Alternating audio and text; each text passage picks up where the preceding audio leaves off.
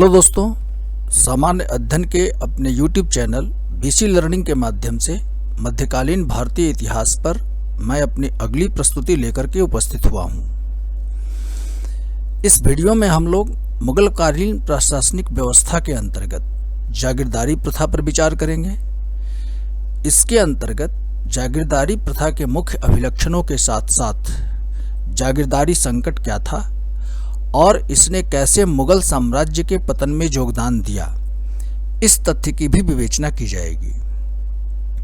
दोस्तों, विभिन्न भर्ती बोर्डों द्वारा आयोजित परीक्षाओं तथा विश्वविद्यालय द्वारा आयोजित परीक्षाओं के दृष्टिकोण से यह विषय काफी महत्वपूर्ण है।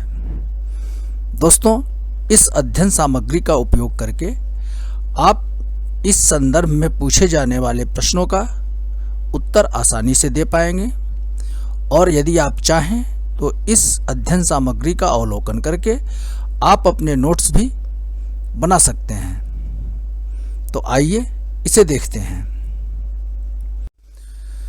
दोस्तों, सबसे पहले हम लोग जो विभिन्न भर्ती बोर्डों द्वारा आयोजित मुख्य परीक्षाओं और विश्वविद्यालयों द्वारा आयोजित परीक्षाओं में पूछे जाने वाले प्रश्नों पर एक नज़र डालते हैं। जैसे अक्सर यह प्रश्न पूछा जाता है कि मुगल प्रशासनिक व्यवस्था के अंतर्गत जागीरदारी प्रथा की विवेचना करें। दूसरा, मुगलकालीन जागीरदारी प्रथा के मुख्य अभिलक्षणों की विवेचना करें। तीसरा, जागीरदारी संकट क्या है। चौथा, जागीरदारी संकट के विशेष संदर्भ में मुगल साम्राज्य के पतन की विवेचना करें। आइए इस विषय को समझते हैं। सबसे पहले जागीरदारी व्यवस्था क्या थी।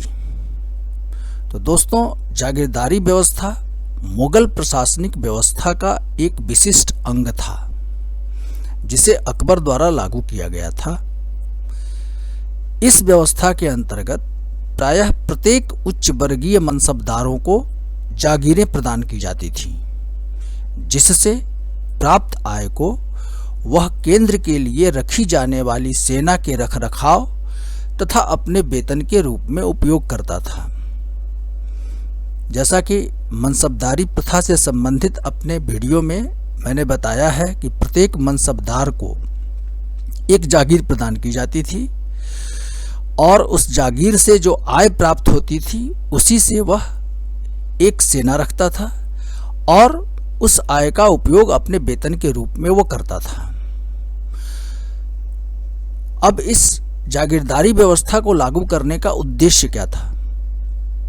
तो इसका प्रथम उद्देश्य दक्ष एवं अनुशासित व्यक्तियों को शाही सेवा में लाना और दूसरा भूराजस्व प्रशासन के केंद्र सरकार के बोझ को कम करना और इसे जागीरदारों को सौंपना था।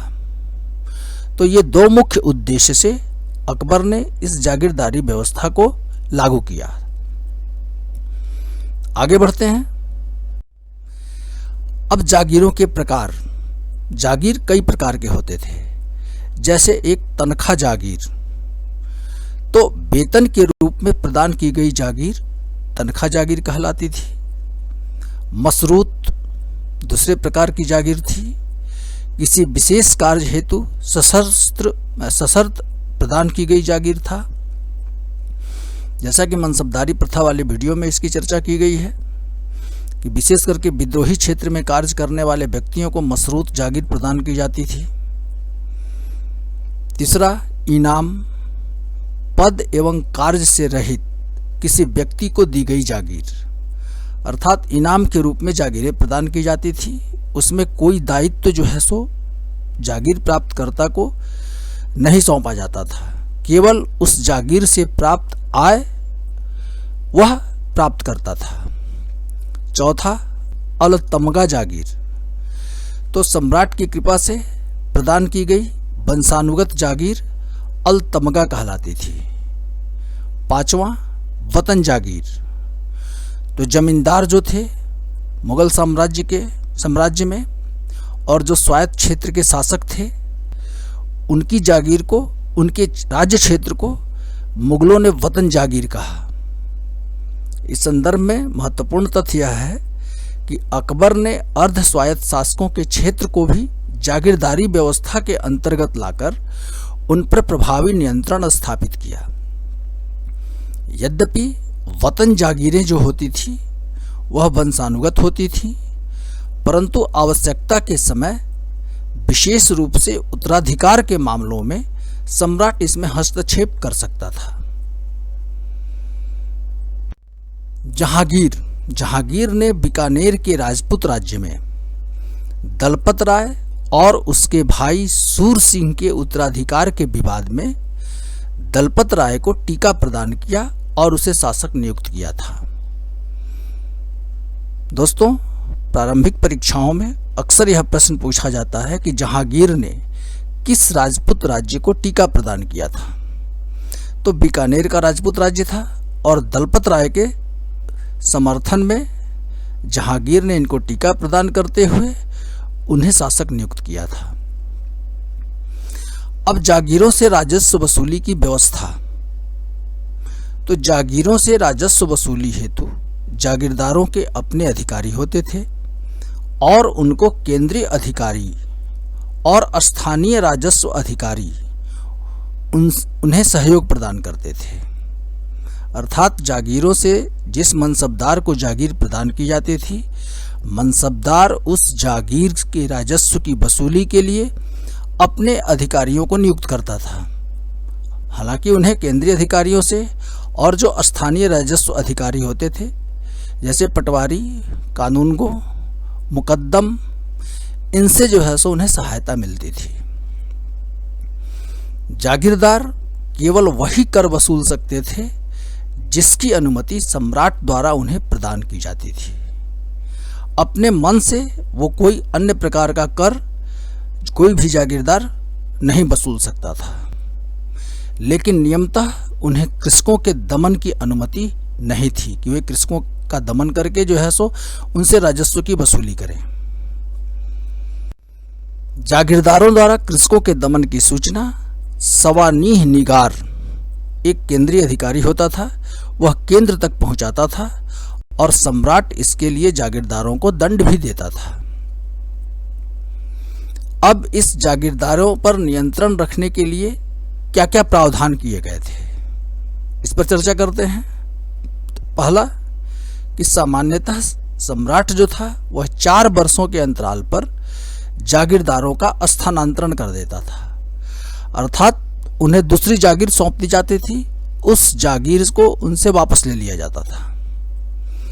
तो स्थानांतरण की इस नीति से जागीरदारों पर नियंत्रण करने का प्रयास मुगल सम्राटों ने किया। दूसरा जो महत्वपूर्ण उपाय था राजगामिता कानून। इसके अंतर्गत राज्य जागीरदारों की मृत्यु के बाद उनकी संपूर्ण चल अचल संपत्ति को जब्त कर लेता था और केंद्र के प्रति उनकी देनदारियों, जो प्रायः जागीरदारों द्वारा लिए गए ऋण के रूप में होते थे, को काट करके शेष बची राशि जो है उनके परिवार को वापस लौटा देता था। तो ये राजगामिता कानून के महत्वपूर्ण अभिलक्षण हैं, इसे आप ध्यान से देख लें। इस तरह से सम्राट जागीरदारों पर नियंत्रण रखता था। आगे बढ़ें। तीसरा, सम्राट कभी भी जागीर क्षेत्र को खालसा में बदल सकता था अथवा पैबाकी के अंतर्गत रख सकता था, जिसे बाद में किसी अन्य को आवंटित किया जा सके। जैसे खालसा जो भूमि होती थी उस पर सम्राट का सीधा नियंत्रण होता था और उससे प्राप्त राजस्व सीधे केंद्र सरकार को अर्थात सम्राट को जाता था।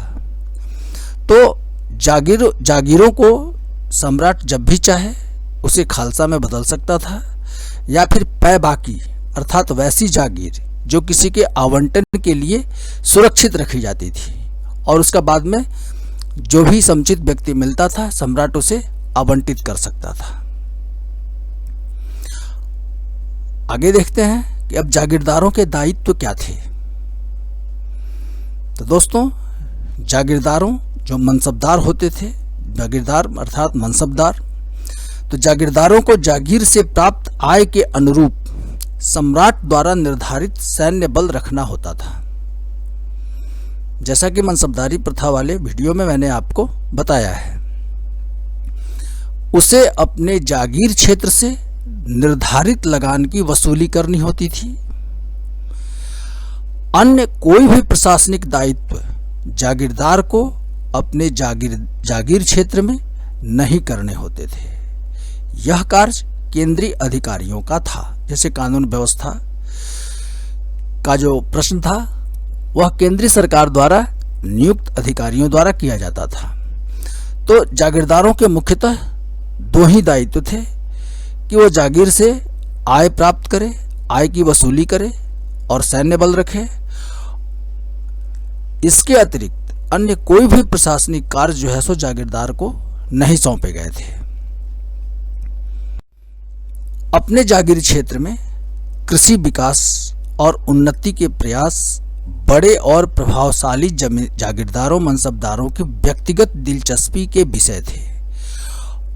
मतलब कि अगर ये उनकी व्यक्तिगत दिलचस्पी थी कि वह अपने जागीर क्षेत्र को समुन्नत बनाए, इसके लिए केंद्र सरकार से कोई जो है सो माने उन्हें बाध्य नहीं करता था। और अपने कार्यावधि के अंतर्गत अर्थात उस जागीर क्षेत्र में जब तक यह जागीर उनके पास था, वे उस जागीर से इनाम और वक्फ जैसे भूमि अनुदान भी दे सकते थे। आगे बढ़ते हैं। अब जागीरदारी संकट क्या था और जागीरदारी संकट के कारण मुगल साम्राज्य का पतन कैसे हुआ, इस विषय की हम लोग विवेचना करेंगे। तो आइए इसे देखते हैं। दोस्तों, मुगल साम्राज्य के पतन के संदर्भ में जो पारंपरिक कारण बताए गए हैं, अब तक उनका सारांश यह है कि औरंगजेब के बाद योग्य शासकों का अभाव हो गया। परवर्ती शासक जो थे वह सैन्य कुशलता, प्रशासनिक, चारित्रिक और राजनीतिक क्षमता के दृष्टिकोण से अयोग्य साबित हुए। मुगलों में उत्तराधिकार के नियमों के अभाव के कारण सत्ता के दावेदारों के पक्ष विपक्ष में अमीरों की गुटबंदी बढ़ी, जो औरंगजेब के बाद काफी तीव्र हो गई। अमीर वर्ग जो था अर्थात अधिकारी वर्ग ईरानी, तुरानी, अफगानी, भारतीय आदि विभिन्न धड़ों में विभक्त हो गया तथा अपने अपने स्वार्थों की पूर्ति के लिए षड्यंत्रों एवं संघर्षों में संलिप्त हो गया, जिसका प्रभाव मुगल सैन्य व्यवस्था पर प्रतिकूलता से पड़ा।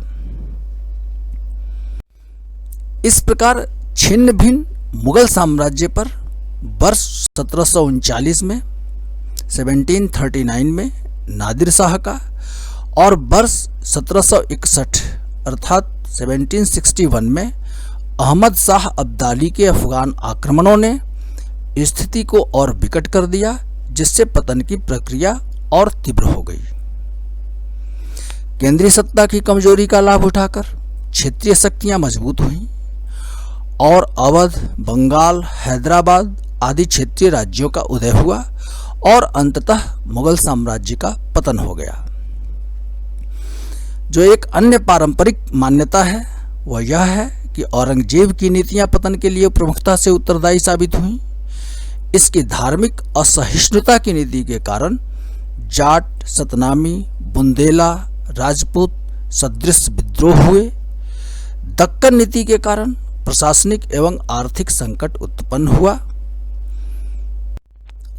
औरंगजेब के काल को एक विभाजक माना जाता है और मान्यता यह है कि औरंगजेब के बाद उपरोक्त परिस्थितियां अत्यंत तीव्र हो गईं।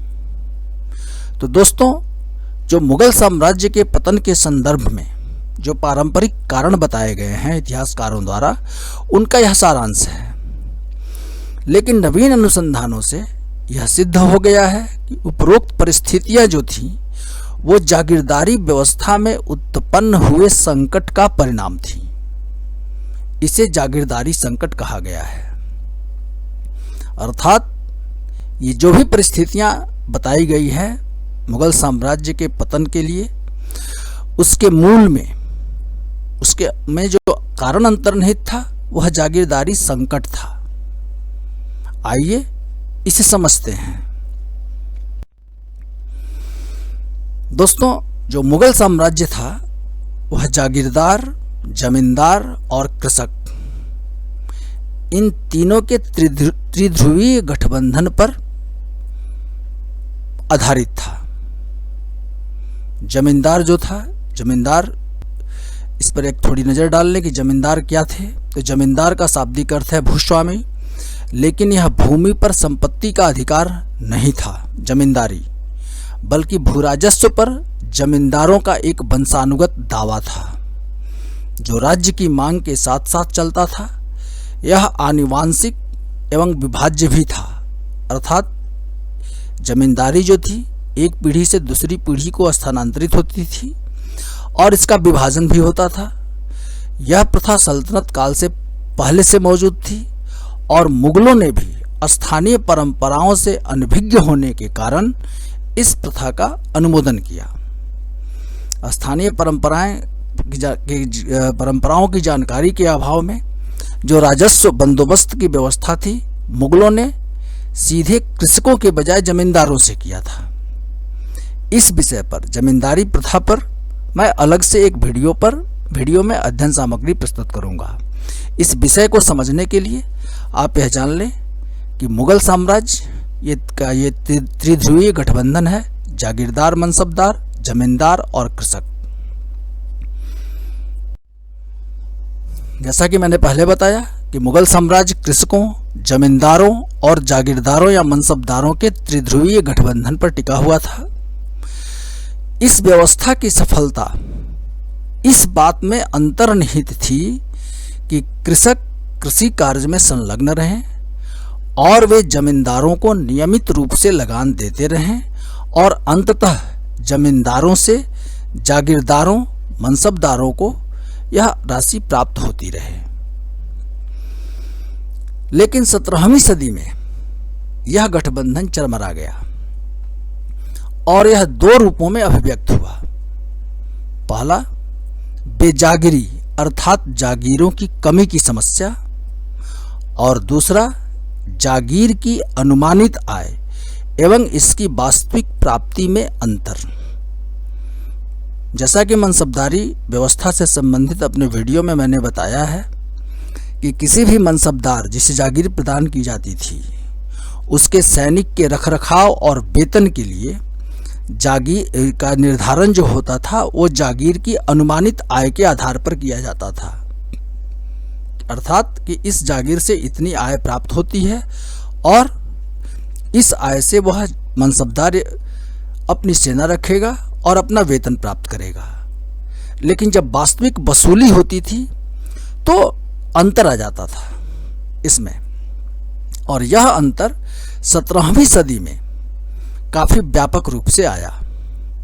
तो ये दो रूपों में यह जागीरदारी संकट प्रकट हुआ, अर्थात जागीरों की कमी की समस्या उत्पन्न हो गई जागीर प्रदान करने की, और जागीर की अनुमानित आय और इसकी वास्तविक प्राप्ति का जो अंतर था वह काफी बढ़ गया 17वीं सदी में।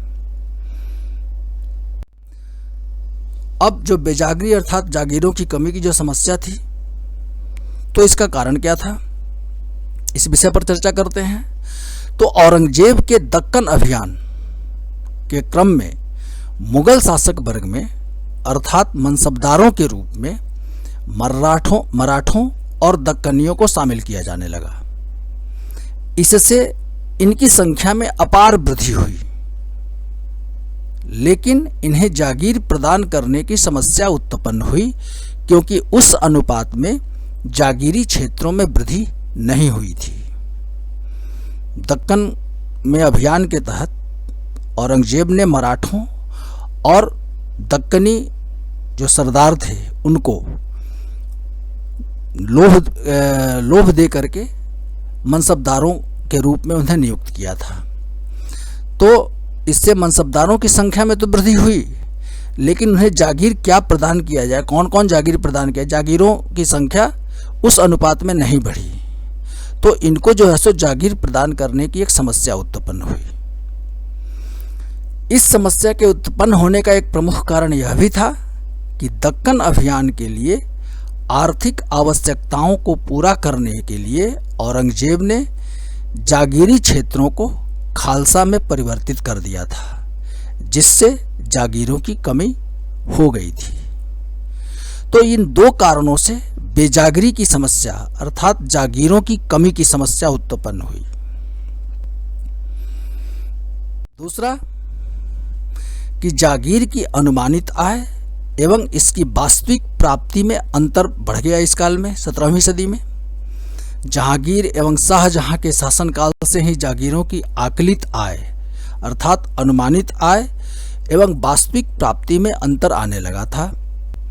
शाहजहां के काल में तो वार्षिक के बजाय जागीर के मासिक आय की प्राप्ति का प्रावधान किया जाने लगा था। जैसे सिमाहा अर्थात अनुमानित आय जो थी जागीर की उसकी आधी वसूली होती थी। तो ऐसे जागीरों को सिमाहा व्यवस्था के अंतर्गत रखा गया था। शसमाहा अर्थात अनुमानित या आकलित आय की 1/4 वसूली वहां से होती थी। तो वहां शसमाहा व्यवस्था लागू की गई थी। इसका कारण यह था कि इस काल में अर्थात 17वीं सदी में जमींदारों एवं कृषकों का विद्रोह इसका एक प्रमुख कारण माना जाता है कि जो ये अनुमानित आय और वास्तविक प्राप्ति में जो अंतर आया था, तो 17वीं सदी में जमींदारों एवं कृषकों ने काफ़ी बड़ी संख्या में विद्रोह किया था मुगल साम्राज्य के विरुद्ध। तो इससे जो है सो इसका कारण जो है सो इनका विद्रोह माना जाता है। इस पर भी मैं अलग से एक वीडियो आपके समक्ष प्रस्तुत करूंगा। जो 17वीं सदी में जमींदारों एवं कृषकों का जो विद्रोह हुआ था उसका स्वरूप क्या था। आगे बढ़ते हैं। 17वीं सदी के उपरोक्त दोनों समस्याओं का परिणाम यह हुआ कि पहला कि जागीरों से वास्तविक प्राप्त आय के अनुपात में जागीरदारों मनसबदारों के सैनिक दायित्व में कटौती की गई। फलतः सैन्य व्यवस्था कमजोर हुई जो मुगल शासन का प्रधान आधार थी। दूसरा कि अच्छी जागीरों को प्राप्त करने की होड़ ने अमीरों की गुटबंदियों को बढ़ावा दिया। इसके लिए वे एक दूसरे से संघर्ष एवं षड्यंत्र में संलग्न हो गए, जिससे प्रशासनिक अव्यवस्था उत्पन्न हो गई। तीसरा कि जागीरदारों ने जागीर से प्राप्त आय में वृद्धि करने के लिए जमींदारों का अधिकाधिक शोषण करने की नीति अपनाई, अर्थात जो निर्धारित लगान था उससे अधिक लगान ये मांगने लगे, भूराजस्व मांगने लगे जमींदारों से, और जिसका भार अंततः कृषकों पर पड़ा, क्योंकि जमींदार कृषकों का शोषण करने लगे, उनसे अधिक भूराजस्व की मांग करने लगे। छोटे जागीरदारों ने अधिक आय प्राप्त करने के लिए अपने जागीर क्षेत्र में इजारेदारी प्रथा लागू की, अर्थात जागीर को अनुबंध पर देना, अर्थात इजारेदारों से ये जागीरदार उनसे राशि ले लेते थे और जागीर से भूराजस्व वसूली की व्यवस्था उन्हें सौंप देते थे, और ये इजारेदार जो थे वो भी अपना लाभ बढ़ाने के लिए जमींदारों एवं कृषकों का शोषण करने लगे। जाट, सतनामी, बुंदेला, सिख विद्रोह जो हुए थे वो कृषकों द्वारा जमींदारों के नेतृत्व में संचालित विद्रोह इसी शोषण के परिणाम थे। इस प्रकार जागीरदारी संकट ने कई प्रकार की समस्याओं को जन्म दिया। इससे इस समस्या से दो तरीके से निपटा जा सकता था। पहला कि कृषि उत्पादन बढ़ा करके तथा नए क्षेत्रों में कृषि कार्य द्वारा जागीरों की अनुमानित एवं वास्तविक प्राप्त आय के अंतर को समाप्त करके इस समस्या का समाधान किया जा सकता था। और दूसरा कि एक सशक्त कुशल केंद्रीय शासक दृढ़तापूर्वक इन समस्याओं को सुलझा सकता था। लेकिन दुर्भाग्य यह था कि जागीरदारों के तबादले की नीति और राजगामिता कानून ने जमींदारों को उनके जागीरों को उन्नत और समृद्ध बनाने में दिलचस्पी को समाप्त कर दिया। इसकी चर्चा हम लोग पहले कर चुके हैं। अतः वे अधिकाधिक प्राप्त करने का प्रयास करते थे, न कि उत्पादन तकनीकी को सुधारने और उत्पादन बढ़ाने के विषय में। यह जागीरदारी व्यवस्था का सर्वप्रमुख दोष था। दूसरा कि औरंगजेब के बाद जो शासक है, मुगल शासक हुए, वे अयोग्य निकले। इनकी कमजोरी का सर्वप्रमुख कारण यह था कि ये बाद के वर्षों में जागीरदारों को संतुष्ट करने के लिए खालसा भूमि से भी जागीरें प्रदान करने लगे। इससे मुगल साम्राज्य की आर्थिक स्थिति कमजोर हुई। इसका लाभ उठाकर अमीर गुटों ने विजारत जैसे महत्वपूर्ण अर्थात वजीर पद पर भी कब्जा करने का प्रयास करने लगे। इससे सुधार की संभावना भी समाप्त हो गई। तो उत्तराधिकार के संघर्ष पहले भी होते थे, अमीरों की गुटबंदियां पहले भी थीं, उत्तराधिकार के संघर्ष पहले भी हुआ करते थे, लेकिन जागीरदारी व्यवस्था के कारण प्रत्येक स्तर पर अव्यवस्था फैल गई और अंततः साम्राज्य का पतन प्रारंभ हो गया। दोस्तों, इस अध्ययन सामग्री के आधार पर आप अपनी सहूलियत के अनुसार मुख्य परीक्षाओं के नोट्स आराम से बना सकते हैं। दोस्तों, इस वीडियो में बस इतना ही। दोस्तों, कृपया मेरे इस वीडियो को लाइक करें और मेरे इस चैनल को सब्सक्राइब करें तथा मेरे इस वीडियो को शेयर करें। दोस्तों, इस अध्ययन सामग्री के प्रति आपके कोई विचार हैं तो अपने कमेंट्स के माध्यम से हमें ज़रूर बताएं। धन्यवाद।